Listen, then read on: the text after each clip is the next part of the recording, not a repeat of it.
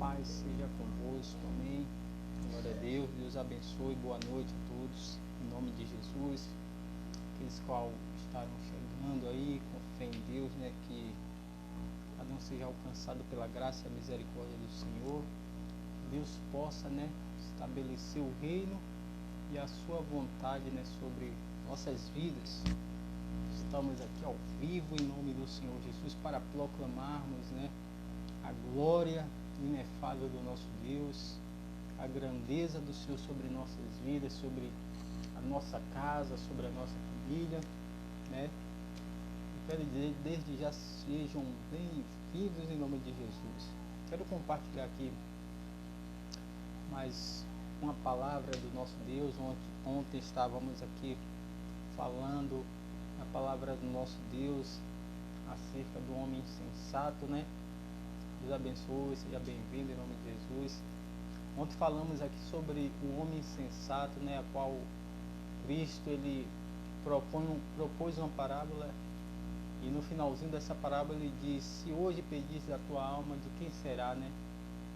Para quem será, né? E hoje nós estamos aqui com a palavra vinda do reino dos céus, a palavra do nosso Deus vivo aqui.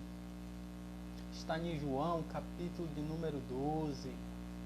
Amém? Seja bem-vindo em nome de Jesus, meu querido, em nome de Jesus Cristo, seja bem-vindo, né, cada um, compartilhe, que é uma palavra de Deus para o nosso coração.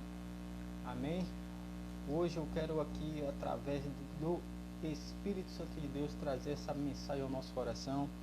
Está aqui em João, capítulo 12, vamos ler aqui do versículo 1 até o versículo 5.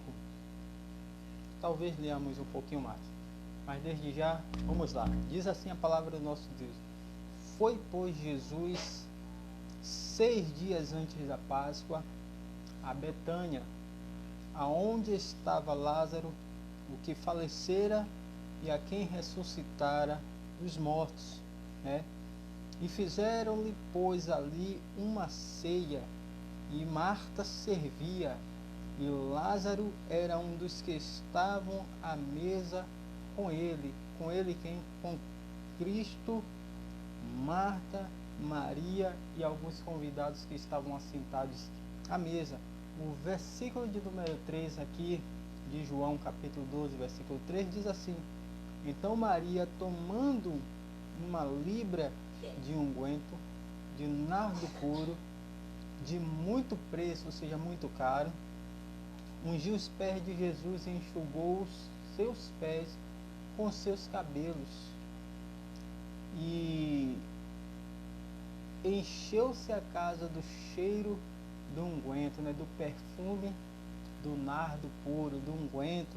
Encheu-se aquela casa, né? Então é necessário que a nossa casa esteja com cheiro, com perfume, né, da presença do Espírito Santo na nossa vida. O versículo 4 diz assim: então um dos seus discípulos, Judas Iscariotes, filho de Simão, o que havia de traí-lo, disse: por que não vendeu este unguento por 300 dinheiro e não se deu aos pobres? Só que a palavra do Senhor diz assim no versículo 6: ora, ele disse isso não pelo cuidado que tivesse com os pobres, né? E não tinha cuidado nenhum com os pobres, mas porque era ladrão e tinha a bolsa e tirava o que lhe lançava sobre a bolsa. Amém? Até aí. Não sei se os irmãos aqui lembram, creio que é uma palavra bastante conhecida, principalmente quando se trata sobre a questão de Lázaro. Nós lembramos aqui que Jesus ele foi até esta família aqui por uma necessidade.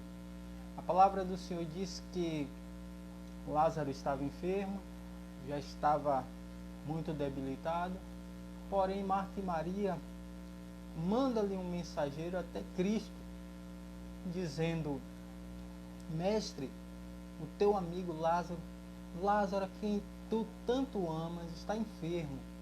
E nós sabemos bem essa história, que Cristo não chega de imediato àquela casa, aquele lugar para ver o seu amigo Lázaro. Ele fica ali um bom tempo, a caminhada ainda é árdua de alguns dias e Jesus chega no quarto dia. Só que Jesus chega no momento que para Marta e Maria já não tem mais jeito. A tristeza já tinha tomado conta da alma de Marta e Maria. Jesus chega no momento em que para Lázaro já não tinha mais jeito, porque ele já não estava mais doente. Na verdade, Lázaro já estava morto. Já estava numa situação tão crítica que quando Jesus chega, ela corre até o encontro de Jesus e diz: Senhor, se o Senhor estivesses aqui, o meu irmão não teria morrido. Ela tinha certeza que se Jesus estivesse ali, se Jesus chegasse antes, Lázaro não teria morrido. Quantas vezes nós queremos, pedimos, achamos que Deus tem que agir no nosso tempo, na nossa vontade, nos nossos desígnios, no operar do nosso coração, e Deus ele sempre faz aquilo que é melhor para a nossa vida, para a nossa caminhada. E muitas vezes achamos que Deus está tardando, E a palavra do Senhor diz que Deus ele não tarda, na sua promessa. Ele é um Deus é um Deus que opera, que faz no momento certo e na hora certa na minha e na sua vida. Então, quando Jesus aponta um pouco distante da casa, ela está correndo: Senhor, mas se o Senhor estivesse aqui, o meu irmão não teria morrido. Ou seja, para ela ali já não tinha mais esperança. Ela poderia propor no coração dela e falar: Jesus, nem adianta mais, nem precisava vir mais. Quantas pessoas chegam ao extremo da sua vida e muitas vezes cai até no pensamento de que não precisa mais de Deus porque já não tem mais jeito, já não tem mais solução, já não tem mais a esperança. Quantas pessoas estão desacreditadas porque acham que aquilo que pediu a Deus tem que vir no seu momento, na sua hora, no seu tempo, esquecendo-se de que tanto tempo, tudo que acontece é no tempo de Deus e a vontade de Deus. Esquece que a vontade de Deus é o que deve se operar e imperar sobre a nossa vida, é o tempo e a vontade de Deus. A palavra do Senhor diz em Eclesiastes: há tempo para todas as coisas. Debaixo, aqui sobre essa terra, há tempo para todas as coisas. Então há o tempo de clamar, mas também há o tempo de esperar vir a resposta. E muitas vezes queremos que a resposta venha no nosso tempo. Então, aquelas mulheres, elas exclamaram: Jesus, se o Senhor estivesse aqui, se o Senhor chegasse um pouquinho antes, o meu irmão não teria morrido. Mas morreu, mas infelizmente morreu. E Jesus chega e diz assim: o teu irmão há de ressuscitar. Aí ela chega, como ela já conhece a lei, como ela já conhece as promessas, como ela já conhece os mandamentos, como ela já conhece as promessas desde os tempos passados, ela diz: eu sei, Senhor, que o meu irmão há de ressuscitar naquele grande dia. Mas na verdade, quando Cristo fala isso, ele está expressando a ela que a ressurreição é ele, que ele estava ali naquele momento ali, que ela não precisava ficar afligida com mais nada, porque ele diz: eu sou a ressurreição e a vida. É isso que Jesus estava ali querendo demonstrar para aquela família que estava em desespero: eu sou a solução, eu sou a ressurreição e a vida. Porque na mentalidade dela, as coisas têm que acontecer da maneira que as pessoas ensinam, da maneira que as pessoas falam. Eu sei, Senhor, que naquele grande dia o meu irmão vai ressuscitar. Mas o dono da vida estava diante dela, como o dono da vida está diante de você nesse exato momento, para as questões, as causas, as petições. Ele é a tua solução. Então a palavra diz assim, que Jesus fala: o teu irmão há de ressuscitar. Ainda Jesus vai perguntar onde o colocou. Bem, já tinha passado o primeiro, segundo e terceiro dia de morto. Jesus chegou no quarto dia, porque Jesus é aquele que veio para quebrar os paradigmas, os dogmas do homem, aquilo que o homem determina que tem que ser. Jesus veio para quebrar esses costumes. Por que Jesus veio no quarto dia? Ele poderia vir no terceiro dia, mas na verdade Jesus chegou no quarto dia para quebrar uma religiosidade da época, dentre o o povo judeu, dentro daquela comunidade, daquele povo que tinha na sua mentalidade que o espírito, a alma da pessoa ficava rodeando o corpo até o terceiro dia. E que se alguém chegasse com autoridade como um profeta e estendesse a mão e clamasse ali para que a alma retornasse para o corpo, a alma retornaria. Mas isso só poderia ser feito até o terceiro dia. Isso era uma religiosidade. O que é que Cristo quer dizer com isso? O que é que o Espírito Santo quer dizer? Que é necessário primeiro, para que as bênçãos do Senhor venham sobre a minha sua vida, quebrar as religiosidades, quebrar os ensinamentos que um dia ensinaram, achando que era certo, vencendo o erro sobre a nossa vida. E Jesus, ele veio quebrar aquela amarração, aquela religiosidade, aquele paradigma, veio tirar, né, aqueles interesses humanos ali. Então eles tinham a questão de que a alma ficava rodeando o corpo morto, né, sem vida, durante 3 dias. Então Jesus passou-se o primeiro dia, Marta e Maria não vê Jesus chegar, desesperada, vê o segundo dia, porque elas estavam confiando na religiosidade ainda da época. Então veio o primeiro, segundo, o terceiro dia. Então elas caíram em si de que no quarto dia, aí que não haveria mais jeito algum. E Jesus veio para quebrar essa história, essa religiosidade. Quantas pessoas hoje estão servindo até a Cristo? Quantas pessoas estão dentro de um templo, dentro de uma igreja, mas ainda cheio de superstições, cheio de religiosidade, não pode passar debaixo de uma escada, não pode ver um gato preto, não pode quebrar um espelho, porque são supersticiosos, crentes supersticiosos, pessoas que vivem na religiosidade. Jesus veio tirar isso. Então eles entendiam que a alma do morto ficava rodeando o corpo durante 3 dias. Aí Jesus vem no quarto dia para mostrar que ele que é o dono da vida, que ele é que quebra todo o paradigma, toda a religiosidade. Aí Jesus vem no quarto dia simplesmente para quê? Para fazer isso, para mostrar para aquelas pessoas que estavam ali que ele que é o dono da vida, é ele que determina a vida. A Bíblia diz que devemos temer aquele que pode não só tirar a vida, mas lançar no inferno. Não tema somente aquele que tira a vida, mas aquele que tira e lança no inferno, porque ele é o que dá, mas também ele tira, ele é o dono da vida.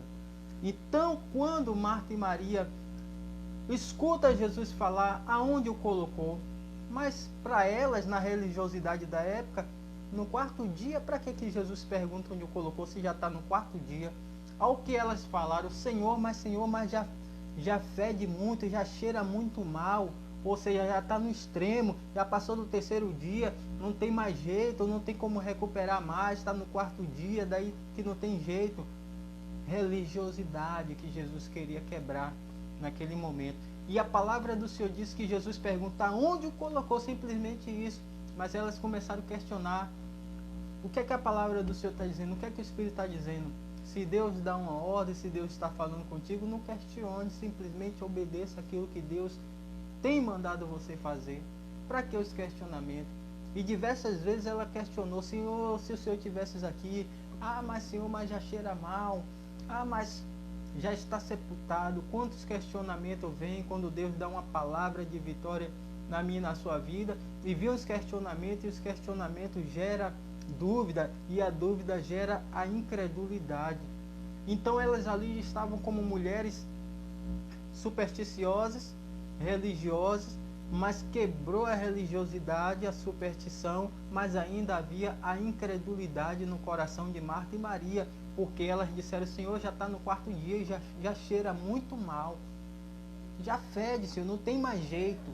Quantas vezes Deus está dizendo para você tem jeito, e muitas vezes você diz não tem jeito? Quantas vezes Deus já determinou a bênção, a vitória, e muitas vezes o homem, a mulher, aquele que serve, aquele que não serve, mas crê em Deus, determina que não vai dar certo. Então a palavra do Senhor diz que Jesus chega diante do sepulcro, diz assim, tirai a pedra. Tiraram a pedra. E ali Jesus diz, desenrole. E quando desenrolou, desatou ali havia vida, porque é necessário que se tire a pedra da incredulidade, é necessário que desamarre, que desate aquilo que envolve na religiosidade a vida do homem que quer servir, quer temer a Deus. Então Jesus ele veio para quebrar todo tipo de religiosidade. Porque o que é a religiosidade? A religiosidade é aquela que gera uma fé superficial, aquilo que gera uma fé artificial na vida de quem quer servir a Deus. E Deus ele não quer que venhamos estar com a fé artificial. Ele quer que venhamos estar com a fé solidificada na palavra profética, que é essa palavra de vida eterna. Então, quando Jesus manda tirar, desatar, é necessário que venham a ser desatadas as cadeias de incredulidade sobre a nossa vida, sobre a nossa casa, sobre a nossa família, independente de estar dentro da igreja ou não, de servir ou não. Aqui está falando sobre o Senhor que é Salvador para todos que queiram clamar e buscar. Então a palavra do Senhor diz que Jesus ali ressuscita Lázaro ao terceiro dia. E ali naquele momento ali, que Jesus faz aquela oração, Pai, eu oro a Ti. Não é que Jesus estava duvidando que Deus fosse fazer, mas a oração foi necessário que Ele fizesse por causa daqueles que estavam à sua volta e que eram incrédulos também. Porque naquele momento a incredulidade estava sendo quebrada em uma família, mas era necessário que a incredulidade e a religiosidade fosse quebrada também ao redor daquela casa, daquela família, aquelas pessoas que foram ali observar o que Jesus ia fazer. Será que ele vai ressuscitar? Porque era amigo dele, mas ele já chegou no quarto dia, não tem jeito. E agora o que é que ele vai fazer? Muitas vezes achando que Deus, porque muitas situações já estão no extremo e as pessoas dizem, nem para Deus tem mais jeito para ele fazer isso. Não tem como Deus fazer mais, porque já não tem mais jeito. Então muitos religiosos da época estavam ali em volta de Jesus, esperando ver o que é que Jesus ia fazer, qual o posicionamento de Jesus acerca daquela família. Porque aquela família é uma família unida, é uma família que buscava, é uma família que servia. E agora, quantas pessoas estão com os olhares a expectativa de que na sua vida não vai dar nada certo? Quantas pessoas estão ao seu redor? E a Bíblia diz que há uma nuvem de testemunhas. Essa nuvem de testemunha pode ser ao favor ou contra a minha e a sua vida. Então quantas pessoas estão à volta só esperando a queda, só esperando não dar certo, para apontar o dedo, para criticar, para julgar, para jogar lá embaixo? Quantas pessoas estão assim, né? E de certo devemos estar afiados na palavra, para que haja um entendimento e o discernimento de estar apercebido, né, sobre essas situações na nossa vida, porque muitos estão ali para apontar e criticar.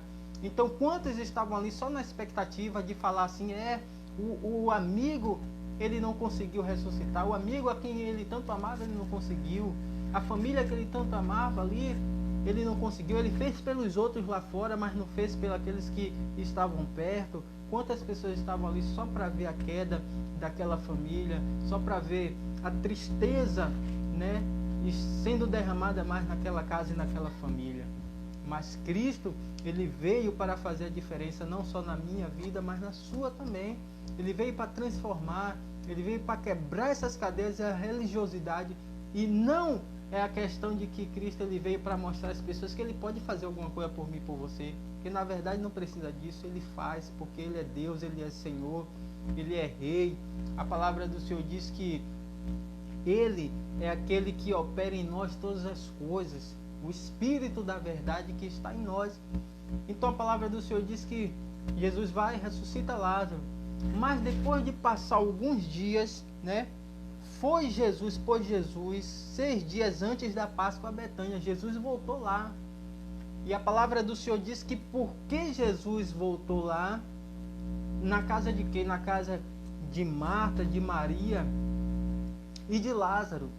E a palavra do Senhor diz que veio tantas pessoas para ver a Lázaro, a quem estava morto, mas ressuscitou.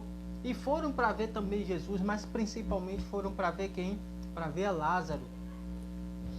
Então quantas pessoas estão na expectativa de receber uma bênção, uma vitória, e esquecer-se de quem abençoou, de quem deu a vitória. Então, muitos foram ver, a maioria, uma boa parte, foram para ver a Lázaro, a quem estava morto. E eu imagino muitas questões, muitas pessoas perguntando ali, não deixando nem Lázaro responder a um, já vem outra pergunta: o que foi que você sentiu, o que foi que você viu, como foi, conta aí. Quantas pessoas estavam em cima ali de Lázaro, só para que ele explicasse o que aconteceu quando ele estava morto. E muitos esquecendo de que quem deu a vida novamente estava ali do lado sentado, quietinho, na dele, tranquilo. Jesus estava ali assentado. E os olhares das pessoas estavam em quem? Em Lázaro. Esquecendo de quem? De Jesus. Todas as pessoas estavam ali pelo grande evento que foi a morte e ressurreição. Aquele que ressuscitou dos mortos. Então o evento maior naquela cidade, na cidade de Betânia, era esse. Era saber quem foi esse homem que estava morto, mas no quarto dia ele reviveu, ele teve vida de novo. Então muitas pessoas, eu imagino muitas pessoas estavam dentro daquela casa. Eu acredito que ao ponto até de não caber tanta gente, ficar gente do lado de fora esperando ainda quem estava lá dentro sair, para quem está fora entrar, para saber de Lázaro o que é que ele sentiu quando ele estava morto, o que foi que ele viu, o que aconteceu, ele ouviu alguma coisa, ele falava alguma coisa, ele viu algo espiritual, algo extremo, alguma coisa assim. Então o interesse daquelas pessoas era mais em Lázaro, e esquecendo do autor da vida, que era Jesus, que é Jesus, que estava ali assentado àquela mesa. A Bíblia diz que estava assentado à mesa Marta, Maria, Lázaro, Jesus, e tinha tantos outros que estavam ali assentados àquela mesa. E como não tinha mais lugar para estar sentado, o restante todo estava em pé. Mas a expectativa era de saber de Lázaro, o que Lázaro sentia, o que Lázaro viu, o que ouviu, se ouviu alguma coisa, se falava com alguém, algo assim, esquecendo novamente de quem? De Cristo. Mas a palavra do Senhor diz no versículo de número 5, naquele exato momento parou-se toda a história ali, toda a conversação que havia ali acerca de Lázaro, da ressurreição, que ele estava morto e ressuscitou, parou ali naquele momento, por causa de uma atitude de uma mulher, por causa de uma atitude de uma mulher que representava aquela casa e representava aquela família. O versículo de número 3 diz assim: então Maria, tomando uma libra de unguento de nardo puro, de muito preço, ungiu os pés de Jesus e enxugou-lhe os pés com seus cabelos, e encheu-se a casa do cheiro do unguento. Imagine só um perfume muito caro, que esse perfume, para ser comprado um pouco dele, ali levaria um ano de trabalho, um ano de esforço, né, do trabalho de uma pessoa para poder comprar. Imagine você ganha um salário, digamos, o salário agora é 1.212, e você pega esses 1.212 e compra um vasinho de perfume. Você leva o ano todo trabalhando só para comprar um nardo puro, um vasinho de perfume, uma botija de perfume, e deixa lá guardado, porque você sabe que é de muito valor, você não vai deixar em qualquer lugar. Mas a Bíblia diz que Maria, ela se levanta, ela vê todas as pessoas falando acerca de Lázaro, as murmurações, tantas conversações acerca de Lázaro, mas ela olha para Jesus. Eu imagino ela olhar para Jesus, olhar para Lázaro, olhar para as pessoas que estavam conversando com Lázaro, e Jesus isoladamente ali. Eu imagino essa situação. Eu imagino também o que propôs o Espírito Santo no coração de Maria naquele exato momento, de fazer a diferença, de mostrar o abençoador e não a bênção, de mostrar aquele que dá vida ao que estava morto, de mostrar quem era o Senhor, exatamente o Senhor da vida ali naquele exato momento. Jesus é o pão da vida. Jesus é a água da vida, Jesus é o pão da vida, é o pão vivo que desceu do céu. A Bíblia diz que é o Cordeiro que foi morto antes da fundação do mundo, e estava ali sentado naquela mesa, mas todos ali estavam com a sua visão espiritual tapada e voltada só para Lázaro. Mas Maria se posiciona, se levanta, vai lá onde ela guarda a preciosidade dela, que ela tanto lutou, trabalhou para ter, comprou. E a Bíblia diz que ela chega e pega ali, tomando uma libra de unguento de nardo puro de muito preço, ou seja, era muito caro, e ela quebra aos pés de Jesus. Ela ali derrama aos pés de Jesus. E naquele exato momento, as pessoas que estavam olhando para Lázaro, que estavam conversando com Lázaro, pelo ouvir, pelo sentir o cheiro do nardo puro que inundou, que invadiu toda a casa, que perfumou toda a casa, os olhares já não estavam mais olhando para Lázaro, e sim olhando para Cristo, ao qual Maria estava ungindo com aquele unguento muito puro e caríssimo naquele exato momento. Sabe o que é que acontece? Ela tomou um posicionamento espiritual para aquela casa e para aquela família. Ela se propôs chamar a atenção da presença de Cristo para dentro daquela casa, ao qual as pessoas estavam distraídas e olhando somente para Lázaro. Chame a atenção de Cristo na sua vida. Não é que você não vai olhar as outras coisas, mas que seja principal Cristo na minha e na sua vida, para que o cheiro do Espírito Santo inunde, né, a nossa casa, a nossa vida, a nossa família, que haja esse cheiro, que haja essa presença do Espírito Santo. Então, naquele exato momento, todos desviaram o olhar para Lázaro e olhou para Jesus. Esqueça, deixe de ficar olhando o que as pessoas falam, o que as pessoas dizem, o que as pessoas propõem. Não é que não seja suscetível, mas de uma certa forma, olhe para o autor e o consumador da tua fé, porque ele é aquele que dá a vitória na sua luta, na sua guerra, nas aflições. É Cristo. Paulo diz: sede meus imitadores, assim como eu sou de Cristo. Amém. Mas que Cristo esteja acima de tudo isso, porque naquele exato momento as pessoas tiraram de si a capacidade de olhar para o Salvador, do autor da vida, e ficaram somente olhando para Lázaro. Porque essa palavra aqui, já vamos terminar, mas porque essa palavra aqui, traga a presença do Espírito Santo para dentro da sua casa, como fez Maria. Ela quebrou, ela derramou aos pés de Jesus um nardo cheiroso, aquele perfume, aquele aroma, que haja o aroma do Espírito Santo na sua casa, na sua família, na sua vida, que seja ali um marco, que essa palavra seja um marco de início, né, da presença do Senhor na sua vida. Se um dia você sentia, hoje não sente mais, torne a sentir essa presença como você sentia nos primeiros dias da sua fé.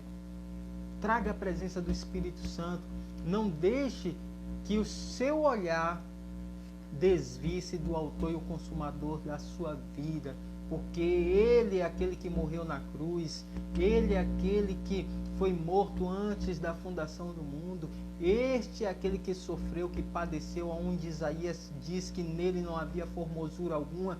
Ele estava ali reputado como ovelha ao matadouro e mudo, não falou sequer uma palavra. Sabe por quê?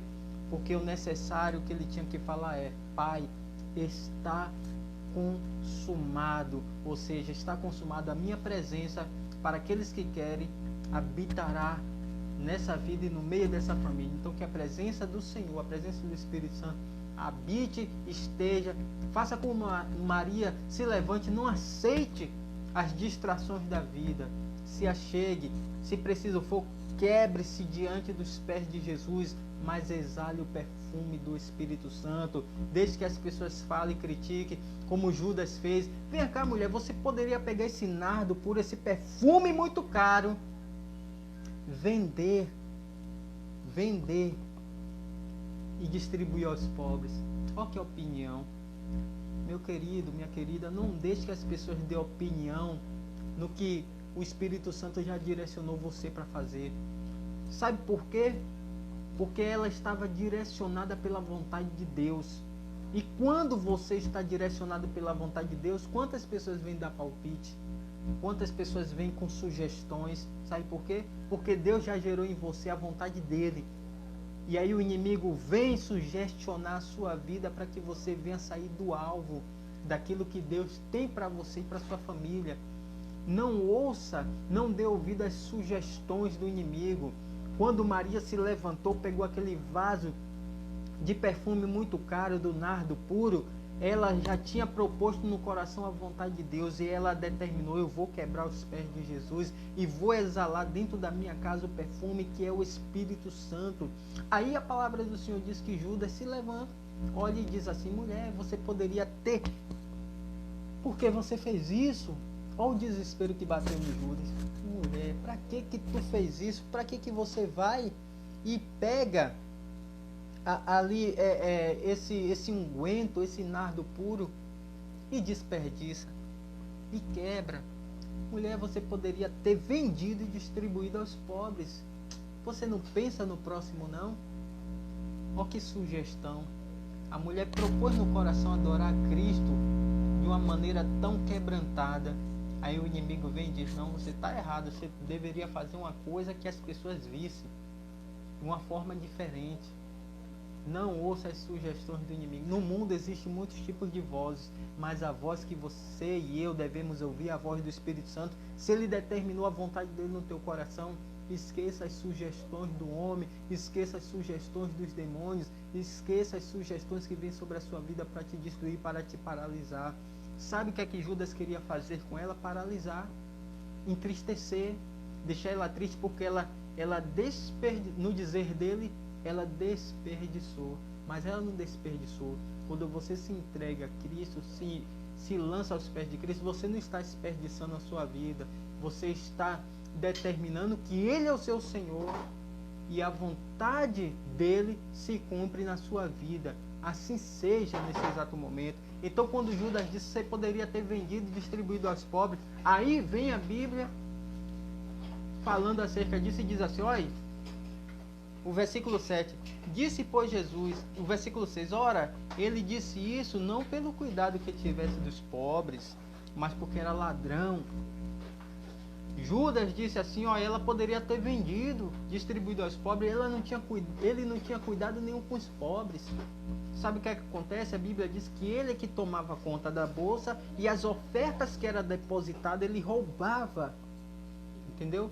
Quantas pessoas querem roubar o projeto de Deus na sua vida? Deus determinou no teu coração, faça. E muitas vezes o inimigo quer roubar. É como a palavra que é semeada, que cai à beira do caminho.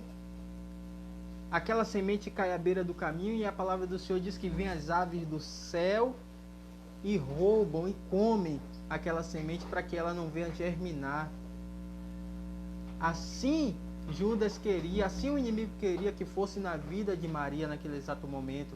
Ela poderia vender, dar aos pobres, distribuir aos pobres, mas na verdade ele queria era roubar. Então não deixe que o inimigo roube os projetos de Deus na sua vida, que a sua casa seja inundada com o perfume do Espírito Santo. Eu deixo essa palavra e termino aqui declarando a bênção de Deus sobre a sua vida. Deus abençoe.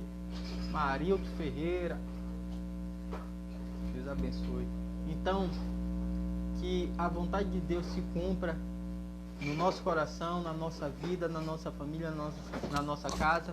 E não venhamos deixar com que o inimigo venha frustrar, opinar naquilo que devemos fazer para com o nosso Deus. Amém? Eu encerro essa live declarando a bênção do Senhor. Que o Senhor restaure a sua casa, a sua família, a sua vida com Cristo, porque Jesus está voltando, está às portas. E a palavra do Senhor diz assim em Apocalipse: eis que eu estou à porta e bato. Se alguém abrir, eu entrarei. E ali ele vai preparar uma mesa, eu me assentarei nessa mesa. E ali cearei junto com ele. E ele comigo. Amém? Deus abençoe. Em nome de Jesus. Amém? Amanhã estaremos novamente aqui trazendo uma palavra do nosso Deus. Você compartilhe essa live também para que possa alcançar outras pessoas e para que estejam aqui também glorificando juntamente o nome do nosso Deus. Deus abençoe. Uma boa noite, uma noite de vitória para você, sua casa, para toda a sua família, em nome de Jesus. Amém? Deus abençoe, meus queridos.